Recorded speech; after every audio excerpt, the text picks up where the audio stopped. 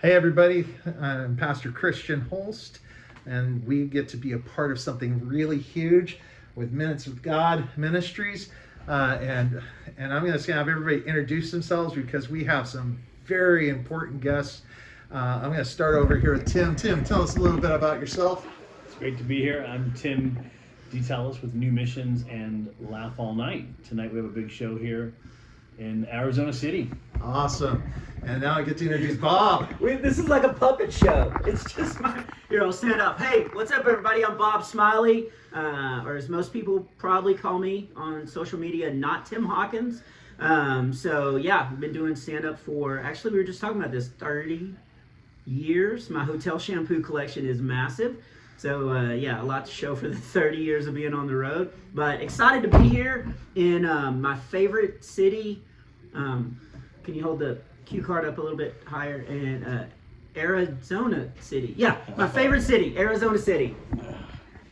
Michael Winters, Measy 520, Minutes with God Community Network, out here with Pastor Christian and the brothers. We're about to get into some comedy, some Christian comedy.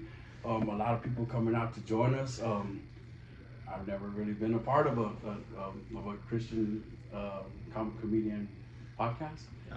But God sent me here. My brother sent me here. God has a sense of humor. My brother got busy. I'm a substitute, but I'm here, and I'm willing to live in God's will and serve the purpose. So whatever's going to happen, we won't let it happen. So thank you guys for inviting us out. Absolutely.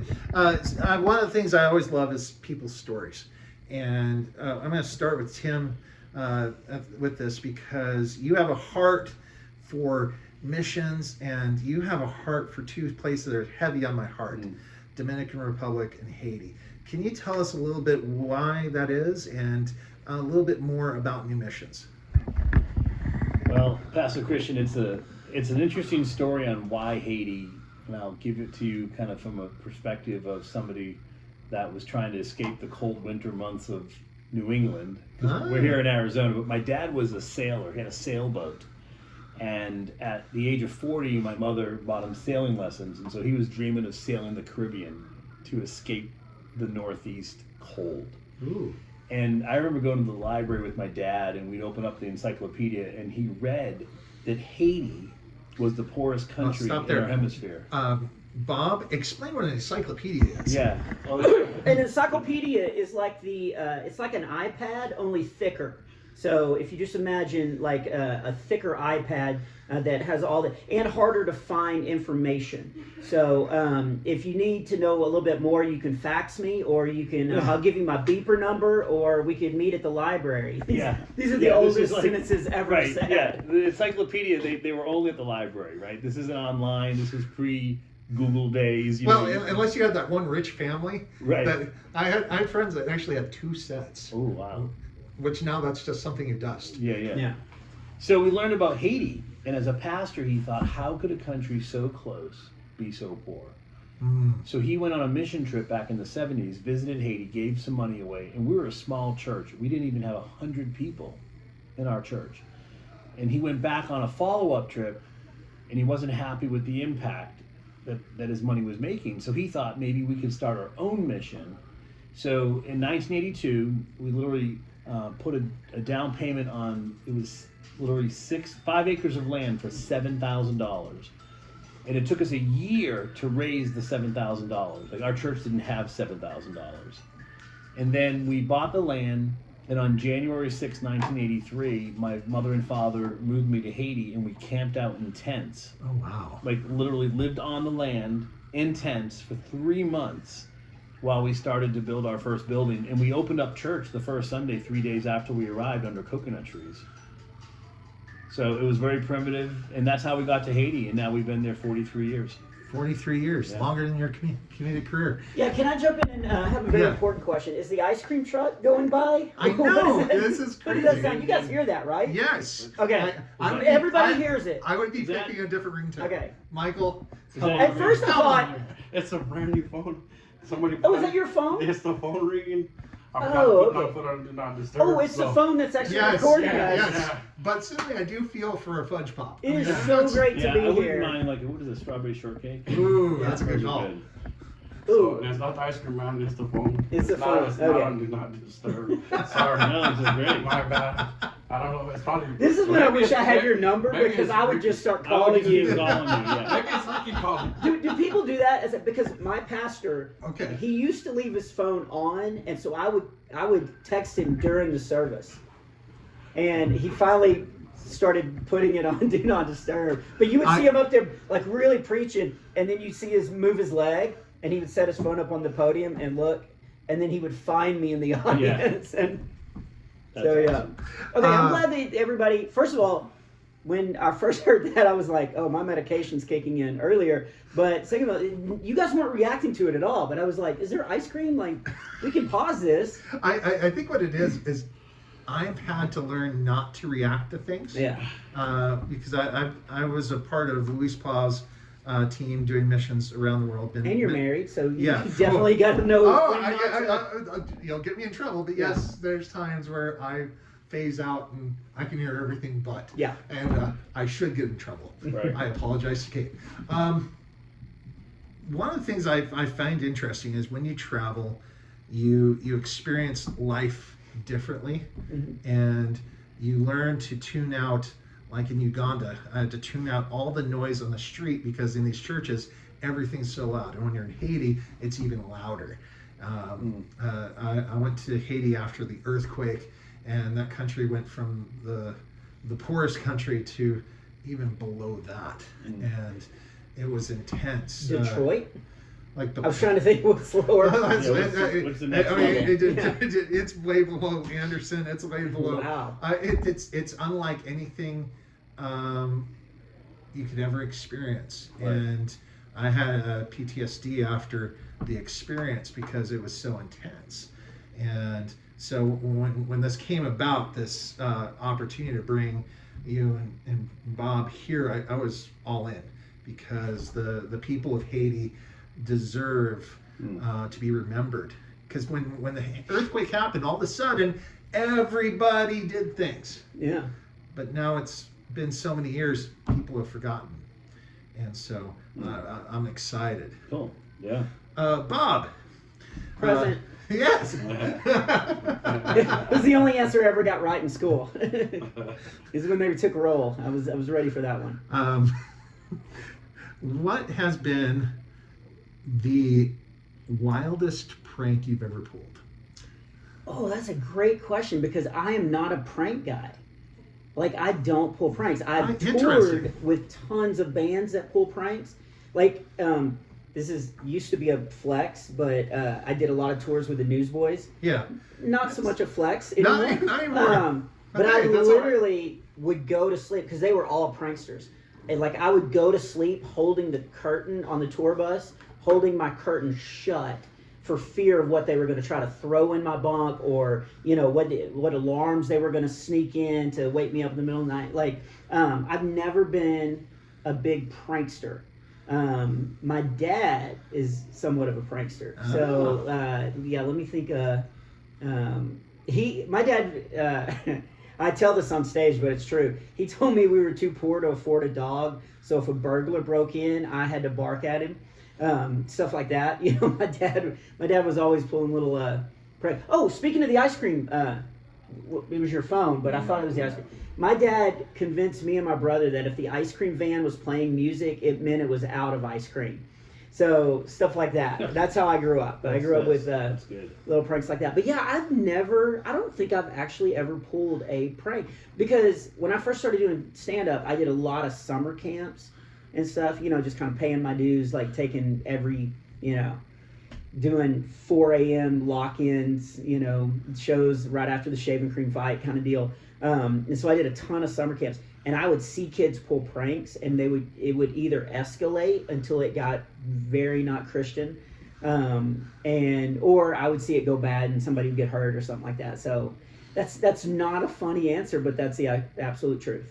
And I feel like I have to say the truth because you guys don't know, but there is a giant cross right behind him as he's asking these questions. Absolutely. Right So there. I feel like I have to be more truthful than Bob, funny. I'll give you the prank story in Haiti that we used to do. So Okay. when you come visit and you spend your first night, the first night you're freaked out because you hear all these sounds and noises, and You don't know what's happening. Plus, you would sleep under a mosquito net.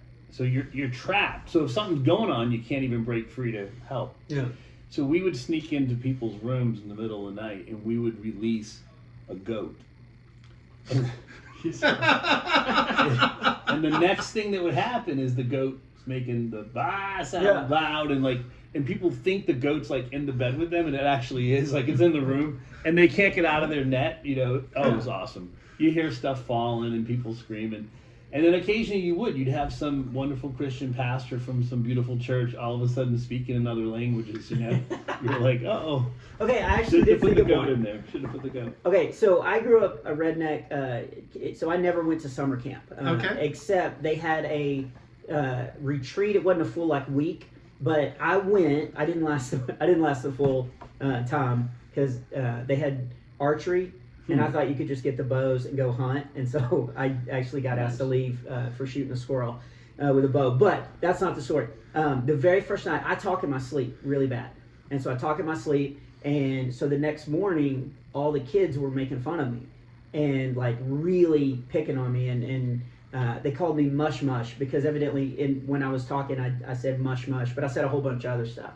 So the second night that I went to sleep, I can't remember exactly what I said, but I was pretending to talk in my sleep, and I said something like, and I had to beat him with a baseball bat because he was making fun of me, and then I said mush mush, and then just the next morning, no kid said a word to me about it. They totally, Funny. I guess, thought. So that's the closest to. It wasn't really a prank, but it was a pretty good, Oh, that's little deal. A good thing, which actually alludes to us talking about our next topic. Okay. And because we talked earlier about prison ministry, which Michael, I'm actually turning it over to you. Here we go. Tell us a little bit about Minutes with God and just this willingness to go wherever God's sending you. All right, so I'm going to tell you how I met Brother Ricky. Oh, So please let's do. that. So when I got out of prison a couple of years ago, I was working at a treatment center. All right, and I was finally, this is my 5th time out of prison, released from DOC, right? I finally got a little bit of clean time. I finally started to get my life together a little bit. I'm working at a treatment center. I'm still working at the same treatment center right now. One day we got called out to come set up tables and to be of service outside. And when I walked outside, that's the first day I've ever met Brother Rick. Never met nobody in Casa Grande like him. Never heard about even a ministry or the type of guys that they were. I met Rick that night. They started doing music. They started doing testimonies, and God linked us together, and so we ain't been separable since. So I've been back to back with Brother Rick. We've hit pretty much every city in Arizona taking outreach. We do the what's it called, the street ministry, where we go. So the one we just went to Hollywood and did it, right? So we're on Hollywood Boulevard with San Diego, Hollywood, Compton. Those are the 3 stops we did on our California. Yeah. They actually were ministering with little Easy. Oh, no way. Little Easy is our buddy. His son's our buddy. His daughter's our buddy. The grandkids were there. We've been locking arms with them, with Mike Servin, with Brother Bo, ASAP, a lot of those guys. So we're locking arms with all those guys going around. We're actually going to go to San Jose in June, and it's just something I never experienced before. We do our youth program right here. The pastor lets us use the room for our youth program, so we do that on 2 Thursdays out the month. Use this room? No, I was gonna say, the man. fellowship hall. Yeah, surely you can get them a bigger room. we are in a phone booth with a giant cross taking up most of the room in here. Just for the reference. Just last month we had the Bigfoot truck, the Rise Ministry. Oh, yeah. out here Oh, with very us. nice. They traveled with us everywhere. They were with us everywhere that we went. So we get to experience a lot of stuff. But Minutes with God Community Network is out here based in Casa Grande. We do Christian hip hop. So we got artists, we got rappers, we got soldiers, we got families, we got the women, we got the kids. We got the guys that go into the prisons. I can't go into the prisons yet for 18 more months. Okay. So I just barely got my fingerprint clearance card. Oh, nice. I've been clean on September. It'll be 4 years. Wow. So my last felony was in June of 2021. So I'll be able to get my rights back in about 16 months. So That's I got awesome. a lot of stuff Dude, happening for me. So That's amazing. Yeah, And God's been good to me, man. And I want to just give a shout out to Rich and Richie and the whole crew. You guys are doing an amazing job. You said you love doing comedy in prison. Yeah. And so tell us a little bit about all right, that. so Cliff Notes version. I was born in Dallas, Texas. No, that's not the clip. No, it's version. That's the long version. So I went through a really bad divorce. Married 17 years. Wife just walked away with this rich dude, really rich dude. And so for a while, I was a single dad with 3 boys. And I thought my ministry was over. I thought my career was over. I didn't think any church would ever have, even though it wasn't my choice, have a divorced, comedian, because it was such a taboo thing, at least when I was growing up. And so I decided, well, I guess I'm done doing comedy. And Huntsville State Prison is just north of where I live in Texas. And the warden somehow got my number, called me, and he was like, "Is this Bob Smiley?" And I was like, "Yeah." And he goes, "Man, I don't know how I got your number, but it's on a Post-it note. I've been following you, and I kind of know what you're going through, but I see you're kind of being positive and, relying on God, and would you come to a show for our prisoners?" And not only was I in a dark time of my life, I also thought I was done, and I'd never been to a prison and everything. But I said yeah, and I went there with the mentality of like, if God can still use me, I want him to use me. And so I went there thinking, I'm going to give to them. And what happens normally when you get into ministry is you find out that you get blessed way more than anybody else. So I went to this prison, man, and they were just amazing people. And they loved the comedy part, but they let me talk about Jesus. And there were people that had, this is probably a normal saying, but I'd never heard it. This guy came up and he was telling me his story and stuff, and he was like, "Man, I thought my life was over in that courtroom." And I look back on that courtroom and I realize now that was where my life began, because he got separate, put away to deal with his actions and everything, and then God started working on him, and now he's ready to get out and start living on fire for Christ. I actually believe that sometimes the darkest times in our life bring the light better. I went through colon cancer and almost lost my life. I was stage 4 colon cancer. Doctor told me I was going to die. I'm still kicking it. God is good. Yeah. But I've seen with people who've gone to prison and have come out of it and they've come to Jesus, they're the ones who can't stop sharing. Mm-hmm. They're the warriors. Yeah. The ones who've had an easy life, they tend to keep with the easy life. So I'll tell you this. So speaking from a person that's been incarcerated a lot, when people go in to the arts and bring comedy or bring God or bring them church or bring them anything, the guys that are receiving it are so grateful. They're so grateful just to have somebody come and pay attention to them. They get to get out their pod, they get to go in there and be a part of something different. And the honest truth is, in prison, there's so much potential. There's so much guys that can do so much, and some of those guys ain't coming home. Mm-hmm. But you got the great artists, great musicians, great instrument players, great men, great disciples. Yeah, it's full of good people mixed with bad people. It's a combination. But there's so much talent in there. So the last time I was in there, I was like, I'm gonna go home and I'm gonna give myself a chance, because I know I'm not gonna write myself off. I'm not going to just throw in the towel and be like, I'm just a convict. Yeah. I'm like, nah, man, I could do something better. Because you're not. You're God's child. Absolutely. Yeah. So that's weird you say that, because the last one I did in Huntsville, the unit that I was in, they had a band, and they had 2 rappers and a singer, all the prisoners there, and it was so good that I said to the warden, I was like, I want a little more. And he was like, yeah, we'll extend the time. So they could do 2 more songs, because it was so. And I've traveled with some of the best bands. I've never toured with you guys because you haven't asked yet. Oh well, it's coming. I'll tell you what. That's job security right there. That's how you do 30 years in the business, ladies and gentlemen. Amen. Time is clicking, so I actually want to turn over one last thing and give it to Tim. Well, let me finish my story. Finish your story, and then we'll turn over to Tim to tell us how we can get in contact with the mission. Go for it. So anyway, the dog died. Okay, Tim, go ahead. The dog died. How did the dog die? Well, I didn't get to that part, but he cut me off. He's gonna finish later. Go ahead. He's gonna do it live. You guys go to bobsmiley.com or follow me on Instagram or Facebook. Or if you are a sinner, I am on TikTok, Bob Smiley Comedy. So I'll tell you the rest of the story. Yes, and hey, and if you enjoy this, make sure you comment because maybe we'll bring Bob back because I would be That'd be up, awesome. up for that. So comment on here if you love Bob, and then Not if. well, you should. That you love Bob. Yeah. So Yes. come join Don't us give in him a the middle of the choice. desert. What are you doing, man? No choices allowed. All right, Tim, tell us how we can get in contact with New Missions. Wow. Follow at New Missions on social. So we're on Instagram, Twitter, X. Is that what's called? X, you're now? doing well. X. Gosh, it's hard to keep up with the times. Yeah. And newmissions.org. Still got the encyclopedias. Yeah, so- I do have the encyclopedia. Yes. That's true. And I'm still stuck on the dog story, Bob. I want to know. Because I love dogs. We had 3 dogs in Haiti at one point named Shadrach, Meshach, and Abednego. No way. Yeah. That's Can better, you than guess- the name I named my dog. Tell me Can you they- guess the they kind of didn't- dog they were? They I'm survived just worried fire. that they ended up in the fiery furnace. Yeah, no, they didn't. Okay. Can you guess the breed? Shadrach, Meshach, and What Abednego. comes to mind immediately first? Oh, mini golden doodle, of course. Yes, that's what you were thinking. Chihuahua. Chihuahuas. I was thinking Black Labs. But, they were Rottweilers. Ah.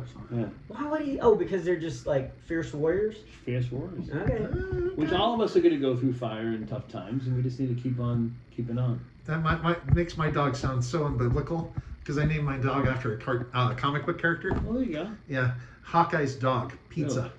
Yeah, so shout out to my dog, Pizza. It's the cutest Chowini you could ever find. Yes, I have a weenie of a dog. All right, we do. love you guys. So thankful you guys watch this. Please keep in contact with everybody, and I'm looking forward to tonight.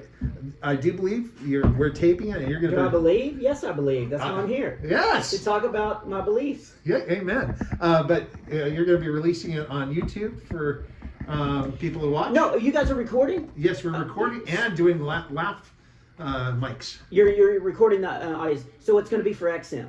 For Okay. XM and Spotify and all that, because XM is wanting new stuff of mine, and I have all new stuff, but I can't get a good recording that's good enough to go on XM. So they keep sending it back going, we want this material, but we want it to, we want the audience to sound like they've been in a desert, like drinking in sand. Yes. And I was like, Arizona I City. know the place to go. Yes. So I'm going here Arizona tonight. City. So if you're watching this live, you got 35 minutes. I think I did the math right. And I went to public school. Wow. That is Wow, that's good impressive. math for a public school You're kid. an You have encyclopedia, 35 minutes to get here, and you laugh, and your laugh will go on XM. So Woo! come on out.